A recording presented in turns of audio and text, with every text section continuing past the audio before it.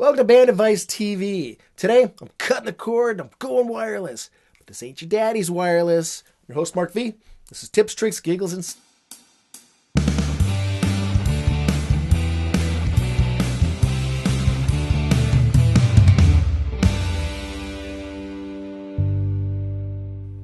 Hey, if you're like me, product of the 80s, chances are you remember that first time that you plugged your guitar into a wireless rig. Oh, the freedom!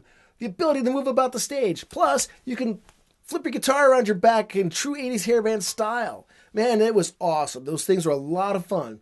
But they weren't without their problems either. I'm sure more than one of you guys out there has had that Spinal Tap moment. You know the one I'm talking about. You're right in the middle ripping through a George Lynch solo, and then all of a sudden you hear, "This is TWA 752 coming in on approach." Look, it happened. These things are just radio transmitters and receivers. They were susceptible to all kinds of interference. Well, fast forward several decades, and there's a whole new generation of wireless devices now that actually work on digital, and that's what we're going to talk about today. I'm going to actually do a little demo of the Xvive U2 wireless system. So there's a couple tests that I want to run on this thing before I take it to a gig. First of all, I want to see if we get any sort of interference. Shouldn't. It's digital, so it should just be bits and bytes flying back and forth, but you never can tell. Second one is, one of the complaints that some former bandmates of mine used to make about their wireless systems, they said they had changed the tone on their guitar. Maybe it did. I never noticed it, but then again, this was the 80s. It was nothing but loud distortion and chorus, and I was a young punk, so I probably didn't quite have the trained ear for it, but we're going to find out today. And the third thing I want to check is latency. I'm already running a couple of digital pedals, plus I use the Moore radar as my cab sim and my power amp sim as well. So that has a little bit of latency as well. So I want to see if there's any added by introducing this into the signal chain. So what I'm going to do is an A-B comparison. I'm going to do about 5 different tones of the guitar. The first one will be running through a 10-foot cable, and the second one will be the wireless, and we'll see. We'll get an idea. I'm going to have the camera focused on the guitar itself so you'll be able to see when my fingers strike, and we'll be able to determine if there's any sort of noticeable latency with that. So stick around in just a second. We'll get this thing started. Okay, this first test is a clean test. Got all the pedals off. There's no distortion, no reverb. It's dry as can be. I'm in the bridge position, and it's just going from the radar into the DAW, and I'm using a 10-foot cord.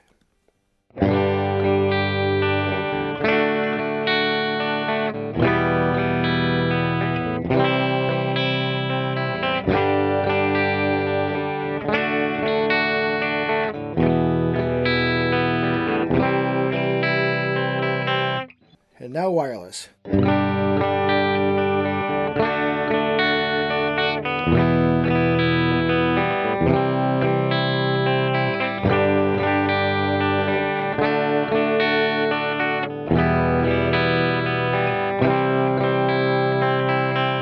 Okay, now I'm going to add a little bit of reverb and move to the middle position.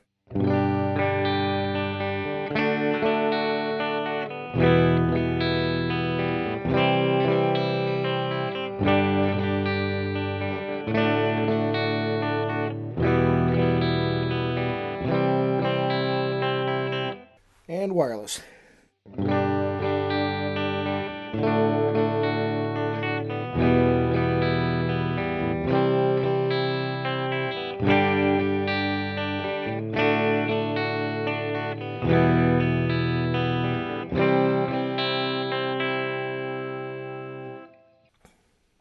Okay, now I'm going to kick in some delay, add a little bit of overdrive, and keep it in the center position and get a little bit of bluesier sound.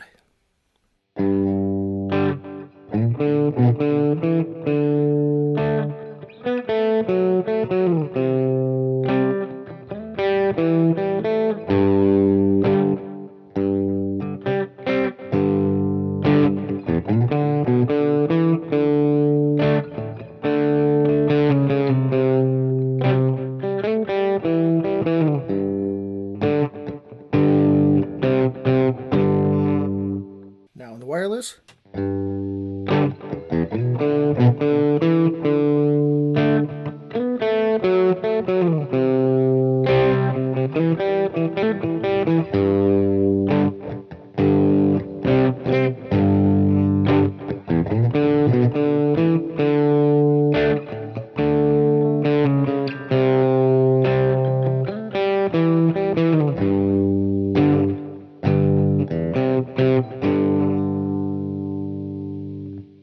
Okay, and for the final test, I've kicked the delay off. I cranked up the overdrive. I threw it back into the bridge position, and I got my volume knob all the way up. Let's see how this thing rocks.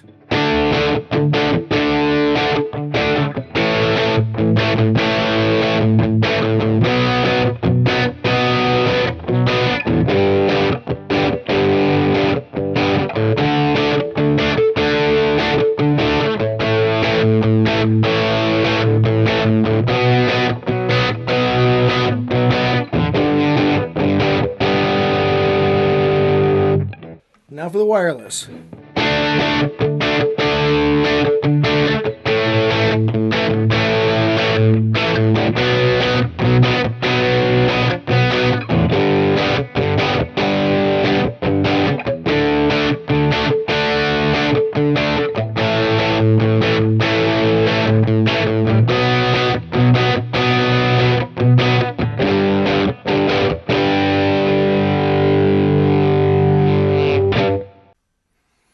So there you have it, the A/B test of the Xvive U2 wireless guitar system. As I was playing, I had the headphones on, and I did not hear any sort of latency. Even if there was any, that could have very well been from my DAW as well, so it's really hard to say. As far as the tone, until I really get in there and listen, I'm sure there's some subtle tone differences, but it's really nothing I don't like, and I think that I can definitely accommodate for it if I need just some fine-tuning. I did pick up ever so slightly, just a little bit of hiss in there, and I don't know. Maybe it's because I was listening for it more with the wireless, and I just didn't hear it as much with the cord. But I'm also on the second floor and tend to get a lot more interference when I'm on the second floor than I do when I'm on ground level. So I don't know. We'll see.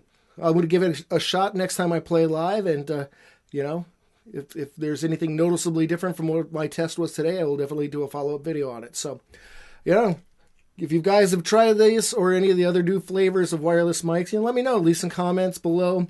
Until then, though, until next time, my name is Mark V, and this is Tips, Tricks, Giggles, and Stuff.